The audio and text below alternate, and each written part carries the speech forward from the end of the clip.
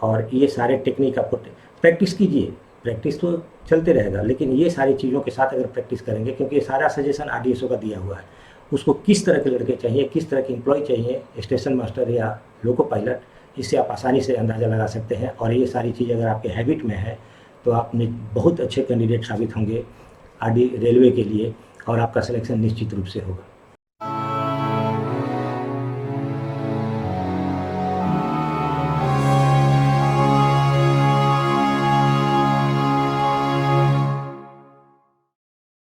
Hello students, हम कभी भी किसी एग्ज़ाम की अगर तैयारी करते हैं तो सबसे पहले हम क्या करते हैं। सपोज हमें दिल्ली यूनिवर्सिटी का एग्ज़ाम देना है, तो हम सिलेबस कहाँ का लेंगे, दिल्ली यूनिवर्सिटी का। प्रीवियस ईयर क्वेश्चन पेपर कहाँ से लेंगे, किस यूनिवर्सिटी का लेंगे, दिल्ली यूनिवर्सिटी का। और कौन सी ऐसी बुक खरीदेंगे जो दिल्ली यूनिवर्सिटी के सिलेबस को कवर करता हो, या जिसे दिल्ली यूनिवर्सिटी ने पब्लिश किया हो अपने स्टूडेंट्स के लिए। ठीक उसी तरह से जब हम ALP साइको की तैयारी करते हैं तो ALP साइको का एग्ज़ाम लेता कौन है, क्वेश्चन पेपर कौन तैयार करता है, RDSO। सिलेबस कौन बनाता है, RDSO। तो क्यों नहीं हम RDSO द्वारा तैयार किया हुआ बुक, जिसमें हमें ये बताया जाए कि किस तरह से साइको की तैयारी करते हैं, उसी से हम तैयारी स्टार्ट करें। ये बात थोड़ा सुनने में अजीब लगता होगा क्योंकि RDSO ने कभी कोई बुक पब्लिश किया नहीं है, लेकिन बहुत सारे आर्टिकल्स हैं RDSO के पास जिनमें मनोवैज्ञानिक तरीके से अपने क्षमता को बढ़ाने के लिए बहुत सारे उपाय दिए गए हैं। और उन सब को अगर थोड़ा सा आप समझ लेते हैं तो आप पूरे कॉन्फिडेंस के साथ, पूरे आत्मविश्वास के साथ अपनी तैयारी को सही डायरेक्शन में ले जा सकते हैं। क्योंकि जो मैं बातें बताता हूँ, मैं अपनी तरफ से कुछ नहीं बताता हूँ, सिर्फ मैं RDSO के गाइडलाइन को ही फॉलो करता हूँ। और उन्होंने जो अपने आर्टिकल में, आज से नहीं, RDSO बहुत समय से इस पर रिसर्च करते आ रहा है और समय समय पर आर्टिकल पब्लिश भी करते आ रहा है, और उन्हीं आर्टिकल्स के आधार पर हम इसे अपनी तैयारी को आगे की तरफ ले जा सकते हैं पूरे आत्मविश्वास के साथ। अभी आपके सामने स्क्रीन पर है, अपने मानसिक कौशल का विकास हम कैसे करें। ये आर्टिकल RDSO द्वारा पब्लिश किया हुआ है। देखिए, इसके लास्ट में, आर्टिकल के लास्ट में दिया हुआ है कि ये आर्टिकल किसका लिखा हुआ है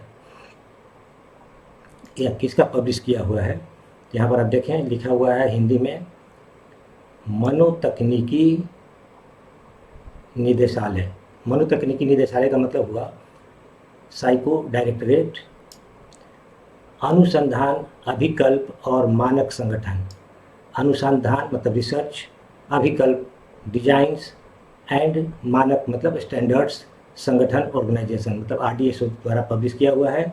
रेल मंत्रालय, मानक नगर, लखनऊ। और इसमें दिया हुआ है कि आप अपने मानसिक कौशल का विकास कैसे कर सकते हैं और मानसिक विकास हमारी मदद कैसे करता है। तो मानसिक विकास के अंतर्गत आता है ध्यान। ये क्या है, थोड़ा इंग्लिश में हम लोग देखेंगे तो और क्लियर होगा। कार्य स्मृति और दीर्घकालिक स्मृति मतलब मेमोरी, बुद्धिमत्ता इंटेलिजेंस जो ALP का नहीं होता है, स्टेशन मास्टर का होता है। अनुभूति मतलब परसेप्शन, तो इसमें का कुछ पोर्शन है जो ALP साइको के लिए बहुत इंपॉर्टेंट है। अब थोड़ा सा इसे इंग्लिश में देखते हैं क्या कहा गया है। How to develop mental skills. और ये देखिए, अटेंशन। अटेंशन का मतलब क्या हुआ, अटेंशन का मतलब फोकस या कंसंट्रेशन। यहाँ देखिए, working memory and long term memory. यहाँ पर आपका सिर्फ working memory, long term memory की जांच नहीं होगी, यहाँ पर आपकी वर्किंग मेमोरी की जांच होगी। और परसेप्शन, आपके परसेप्शन की जांच होगी। तो इन्हीं के अंतर्गत करीब करीब सभी टेस्ट आ जाते हैं। अटेंशन का मतलब कंसंट्रेशन, परसेप्शन में ऑब्जर्वेशन वगैरह सब आ जाता है, मेमोरी की जांच हो ही रही है, तो सारा कुछ इसी के अंदर करीब करीब आ जाता है। आगे देखिए, RDSO ने क्या कहा है, how these mental skills help you. ये मेंटल स्किल या मानसिक कौशल हमें कैसे मदद करता है। अच्छा, attention and perception. Attention and perception test 3 sorry test, हाँ 3, 4 और 5। 3 में डेप्थ परसेप्शन है, 4 में ऑब्जर्वेशन है जो कंसंट्रेशन से जुड़ा हुआ है, और 5th में भी परसेप्चुअल स्पीड टेस्ट है। तो attention and perception has several overlapping characteristics, मतलब मिलता जुलता है। परसेप्शन और अटेंशन, कंसंट्रेशन, ऑब्जर्वेशन सब मिलता जुलता है। Overlapping characteristics, attention serves as gateway to perception. हमारा कंसंट्रेशन बढ़िया होगा तभी हमारा परसेप्शन बनेगा। यानी अगर आप ब्रिक्स और हिडन क्यूब काउंट करते हैं तो डेप्थ परसेप्शन के लिए, तो अगर वहाँ पर आपका कंसंट्रेशन सही नहीं होगा तो आप सही तरीके से काउंटिंग नहीं कर पाएंगे, उसे देख नहीं पाएंगे और आपके आंसर में एरर आ जाएगा। तो कंसंट्रेशन तो मोस्ट इंपॉर्टेंट पार्ट है, मैं बार बार बोलते रहता हूँ। How to improve our attention, देखिए कंसंट्रेशन डेवलप करने के लिए क्या बता रहा है RDSO। Focus on the task at hand, जो काम आपको दिया गया है सामने बस उसी पर फोकस कीजिए, दिमाग को कहीं और मत ले जाइए।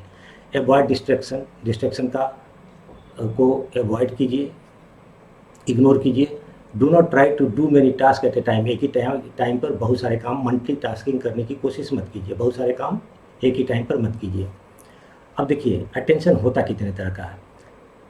सेलेक्टिव अटेंशन, ध्यान दीजिए, सेलेक्टिव अटेंशन मतलब जिस चीज़ को हम चुनते हैं उसी पर अपना फोकस रखें।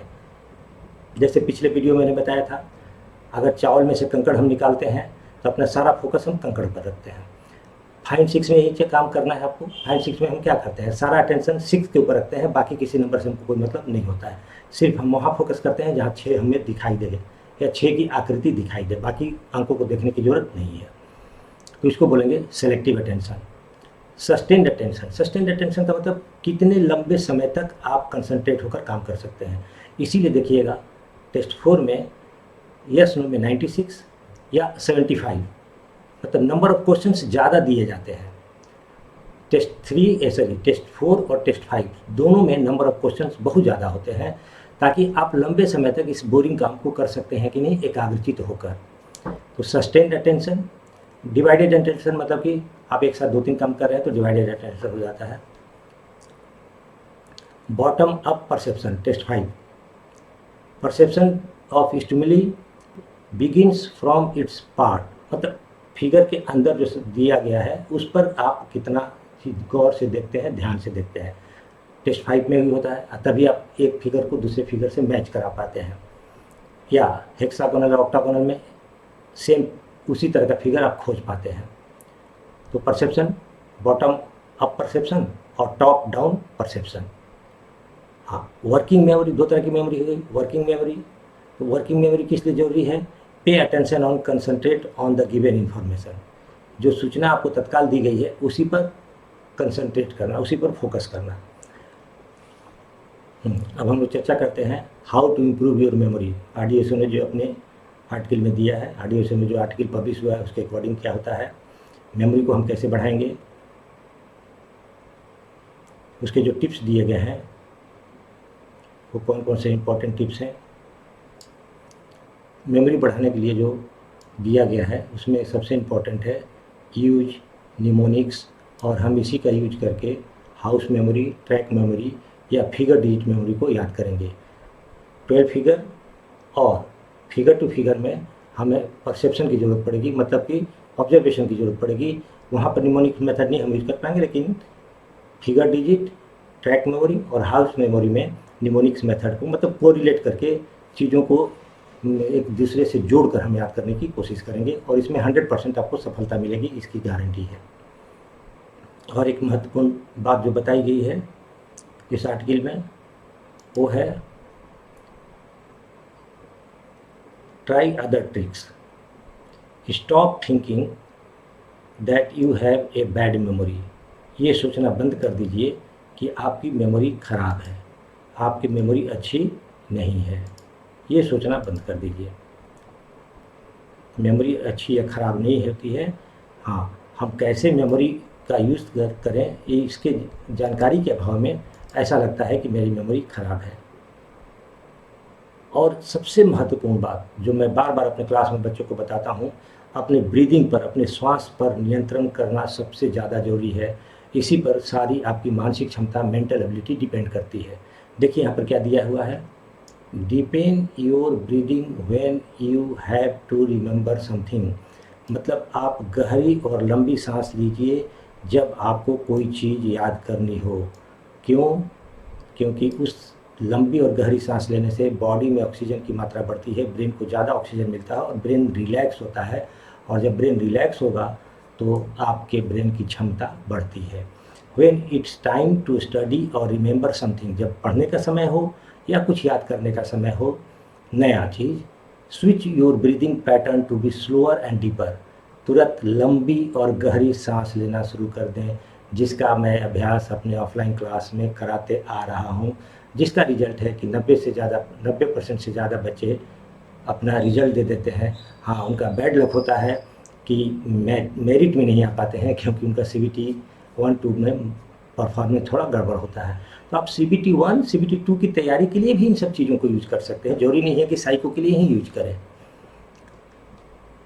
Deeper and slower breathing actually changes the way your brain works. आपके दिमाग के काम करने के तरीके को बदल देता है, सुधार देता है, बेहतर कर देता है। By including brains electrical pulses to switch to theta wave. अब ये थोड़ा साइकोलॉजिकल चीज़ है। हमारे ब्रेन में न्यूरॉन्स होते हैं 86 बिलियन, 86 अरब न्यूरॉन्स होते हैं, और एक न्यूरॉन करीब करीब 10,000 न्यूरॉन के साथ कम्युनिकेट करते हैं, एक बहुत बड़ा कॉम्प्लेक्स नेटवर्क तैयार करते हैं। उसके गहराई में हमें जाने की ज़रूरत नहीं है, बस इतना समझना है कि हाँ, न्यूरॉन्स कैसे बनते हैं, मैं इस पर भी वीडियो बना दूंगा, वो काम जरूर कीजिएगा। लेकिन न्यूरॉन को हेल्दी रखने का और बनाने, नए न्यूरॉन्स के बनाने का सबसे बेहतर तरीका है जॉगिंग करना, मॉर्निंग वॉक करना, या फिजिकल एक्सरसाइज, स्ट्रेचिंग, हल्का, ज़्यादा नहीं, हल्का फुल्का एक्सरसाइज करना। इससे आपका न्यूरॉन्स बेहतर होता है, आपके ब्रेन की क्षमता बढ़ती है। और ये बात भी RDSO के आर्टिकल्स में ही लिखे हुए हैं। Use flash card, organise your life, अपने लाइफ को ऑर्गेनाइज कीजिए। Give your brain a workout, है ना। वर्कआउट बनाने के लिए memory like muscular strength requires you to use it और लूज इट। जिस तरह से हम मसल को यूज करते हैं तो मसल स्ट्रॉन्ग होता है, डंबल लेकर एक्सरसाइज करते हैं तो हमारा मसल स्ट्रॉन्ग होता है, उसी तरह से मेमोरी भी यूज इट और लूज इट। अगर आप यूज करेंगे तो बढ़ेगा, अदरवाइज इसे खो देंगे। The more you work out your brain the better you will be able to process and remember information. जितना ज़्यादा इस्तेमाल करेंगे, चाकू को जितना यूज करते हैं उतना ही ज़्यादा वो तेज़ रहता है। उसी तरह से हमारा दिमाग काम करता है, बचपन से आप सुनते आए होंगे। The best brain exercise activity break your routine and challenge you to use the develop new brain pathway. हमेशा चैलेंज लीजिए ब्रेन के लिए, पजल बनाइए, मैथ बनाइए, सुडोकू खेलिए, ये सारे ब्रेन एक्सरसाइजेज हैं और इससे आपके ब्रेन की कार्य करने की क्षमता बढ़ेगी। हाँ, सबसे इम्पॉर्टेंट चीज़ जो मैं बार बार बोलता हूँ, स्लीप वेल। ये RDSO जो आपको गाइडलाइन देती है, जो आपके उसमें ये लिखा हुआ रहता है कि अच्छी और बेहतर नींद लें, मतलब संपूर्ण, यानी 4 घंटा 5 घंटा नहीं, 6 घंटा या उससे ज़्यादा सोएं, अच्छी नींद सोएं। The amount of sleep you will get affect the brain ability to recall recently learning information. अगर बेहतर तरीके से सोते हैं तो हाल फिलहाल में जो कुछ भी आपने सीखा है, ब्रेन उसको बेहतर तरीके से रिकॉल करता है। Getting a good night sleep, A minimum of 7 hours a night. मैं 6 घंटे बोल रहा था, देखिए यहाँ पर लिखा हुआ है 8 घंटा चलता है, लेकिन 7 घंटा कम से कम आपको सोना है। मे improve your short term memory. अगर 7 घंटा सोते हैं तो शॉर्ट टर्म मेमोरी इम्प्रूव करेगी। आपको आश्चर्य लगता होगा कि सोने से मेमोरी का, लेकिन शॉर्ट टर्म मेमोरी मतलब जो आपको साइको में पूछा जाएगा, अगर उसे बेहतर बनाना चाहते हैं तो 7 घंटे की नींद लें, जॉगिंग करें, वॉक करें, थोड़ा फिजिकल मूवमेंट या एक्सरसाइज करें। और अगर आप लोग चाहेंगे तो मैं वो एक्सरसाइज का भी वीडियो बनाकर आपको डाल दूंगा। 10-15 स्ट्रेचिंग की एक्सरसाइज है, आसन है, योगा है, वो आप कर सकते हैं।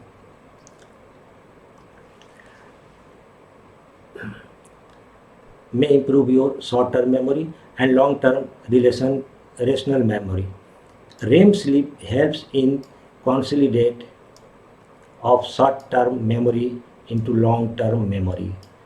REM sleep 3 तरह, हमारा रात में एक्चुअली 3 साइकिल होता है, deep sleep, REM sleep, light sleep, और ये साइकिल चलते रहता है। और एक साइकिल पूरा होने में करीब करीब 2 से ढाई घंटे लगते हैं। तो एक राउंड पूरा होने में तीनों साइकिल का 7 घंटे, 6 से 7 घंटे, 8 घंटे लग जाते हैं। तो इसीलिए कि ये सर्किल पूरा हो जाए, रेम स्लीप, डीप स्लीप और लाइट स्लीप, एक के बाद जो आते रहता है, ये कंप्लीट हो जाएगा, तब आपका ब्रेन बहुत बेहतर तरीके से काम करना शुरू कर देगा। Reduce stress, exercise daily. देखिए जो मैं अभी आपसे बात बोल रहा था, रिड्यूस स्ट्रेस, स्ट्रेस कम करने के लिए आपको क्या करना है वो भी मैं आपको बता दूंगा। एक और अलग से आर्टिकल भी स्ट्रेस के ऊपर दिया हुआ है। एक्सरसाइज डेली, जरूर एक्सरसाइज कीजिए। ईट वेल एंड ईट राइट, अच्छा खाना खाइए और अच्छी तरह से खाइए। तो डाइट भी बहुत इम्पोर्टेंट रोल प्ले करता है, और इस पर भी एक वीडियो मैं चाहूँगा कि आप लोगों को दूँ। मेरे पिछले वीडियो भी आप देख सकते हैं प्लेलिस्ट में जाकर। मैं 6 साल से करीब वीडियो डाल रहा हूँ, और 6 साल पहले मैंने पहली बार यूट्यूब पर RDSO का नाम लिया था। आजकल तो RDSO का नाम सब कुछ जानते हैं, और इस आर्टिकल को भी मैं पहली बार आप लोगों के सामने डिस्कस कर रहा हूँ। हाँ, खाने के अंदर क्या लेना है, जो इम्पोर्टेंट चीज़ है खाने में वो है ओमेगा 3। किन किन चीज़ों में मिलता है या आप सर्च करके देख सकते हैं, या इस पर मैं जब वीडियो बनाऊंगा तो आपको बता दूंगा। विटामिन B6, और दिन भर में मैं जब बोलता हूँ तो बच्चे क्लास में बोलते हैं कि सर इतना ज़्यादा खाना खाएंगे। दिन भर में मैं तो 4 बार ही बोलता हूँ। देखिए RDSO क्या बोलता है, ईटिंग 5 और 6 small meals through out the day. एक ही बार पूरा भोजन नहीं करना है, 5-6 बार थोड़ा थोड़ा भोजन करना है। मैं 4 बार बताता हूँ, लेकिन आप लोगों की हैबिट नहीं होती है। 4 बार का मतलब मॉर्निंग का नाश्ता, दोपहर का खाना, शाम का नाश्ता, रात का खाना। ये 4 डाइट तो जरूर खाना है, भर पेट कभी नहीं खाना है। इस पर डिटेल वीडियो मैं आगे आपको दूंगा। ये साइको टेक्निकल डायरेक्ट की तरफ से दिया हुआ, psycho technical directorate page number 6 वहाँ का जो बुक है उस पर ये सारी बातें डिटेल में दी गई हैं। हाँ, एक दो और इम्पोर्टेंट बात थोड़ा सा बता दूँ आपको। स्ट्रेस कम करने के लिए क्या दिया गया है उस पर मैं डिटेल वीडियो भी बना दूंगा, डाइट पर भी बना दूंगा, ब्रीदिंग प्रोसेस पर बना दूंगा। ये एक एक वीडियो एक एक समय, या कोशिश करूँगा कि एक लंबा वीडियो बनाकर डाल दूँ। Way to reduce stress, relax and regularly practice yoga और अदर स्ट्रेचिंग एक्सरसाइज। स्ट्रेचिंग है ना, मसल्स का स्ट्रेचिंग होना चाहिए। तो रिलैक्स भी करना है, और रिलैक्सेशन का वीडियो मैंने डाला हुआ है अपनी वेबसाइट पर, पीछे आप जाकर देख सकते हैं। Relax and regular practice of yoga. Yoga नहीं करते हैं तो स्ट्रेचिंग का कीजिए, योगा बेस्ट है। और जब मैं योगा के बारे में क्लास में बोलता हूँ तो बहुत सारे बच्चे बोलते हैं कि सर हमें रामदेव बाबा के यहाँ जाना पड़ेगा। तो रामदेव बाबा के यहाँ जाने की ज़रूरत नहीं है। मैं ही 5-6 योगा का आपको सिंपल एक्सरसाइज बता दूंगा जो आप आराम से कर सकते हैं, और ये साइंटिफिकली प्रूवन एक्सरसाइज होंगे। कौन आसन पहले करना है, कौन बाद में करना है, कौन आसन करते समय सांस लेना है, छोड़ना है, इन सबों को ध्यान में रखते हुए आधे घंटे अगर आप समय देते हैं, ज़्यादा नहीं, तो आप देखेंगे कि आपकी ब्रेन की कैपेसिटी कई गुना अधिक बढ़ गई। 400% तक बढ़ा सकते हैं अगर हाँ मेडिटेट फॉर एटलीस्ट 15 मिनट। तो अगर मेडिटेशन नहीं भी करते हैं तो 15 मिनट का मेरा वीडियो सुन लीजिए, और 2 मिनट, 3 मिनट या 5 मिनट आपको जो मेडिटेशन करना है एग्जामिनेशन हॉल में भी और प्रैक्टिस करने के दौरान भी, किस तरह से आंख बंद करके और आपको फोकस करना है अपने टास्क के ऊपर, कैसे उसको टैकल करना है मेडिटेशन से, ये मैं क्लास में बताते रहता हूँ। आप लोग को भी मैं वीडियो बनाकर समझा दूंगा। रिड्यूस योर कॉफ़ी इंटेक, चाय कॉफ़ी नहीं पीजिए, caffeine intake, sorry, reduce your caffeine intake. Caffeine पीने से आपकी नींद डिस्टर्ब होती है, कैफीन का इस्तेमाल करने से। Reduce stress by sleeping more, 7 घंटे की नींद तो पूरा ही कीजिए। और take your time to laugh, हंसिए जरूर। और हंसने के लिए आजकल तो बहुत आसान तरीका है, दोस्तों के साथ मिलकर हंसिए या फिर कॉमेडी वगैरह देख के हंसिए, लेकिन हंसिए जरूर, या बिना मतलब का हंसिए, जैसे लाफ्टर थेरेपी में पार्क वगैरह में लोग करते रहते हैं। और ये सारे टेक्निक आपको प्रैक्टिस कीजिए, प्रैक्टिस तो चलते रहेगा, लेकिन ये सारी चीज़ों के साथ अगर प्रैक्टिस करेंगे, क्योंकि ये सारा सजेशन RDSO का दिया हुआ है, उसको किस तरह के लड़के चाहिए, किस तरह के एम्प्लॉय चाहिए, स्टेशन मास्टर या लोको पायलट, इससे आप आसानी से अंदाज़ा लगा सकते हैं। और ये सारी चीज़ अगर आपके हैबिट में है तो आप बहुत अच्छे कैंडिडेट साबित होंगे आरडी रेलवे के लिए, और आपका सिलेक्शन निश्चित रूप से होगा। Thank you. मैं बहुत जल्द आऊँगा फिर से अगला वीडियो लेके। Thank you very much.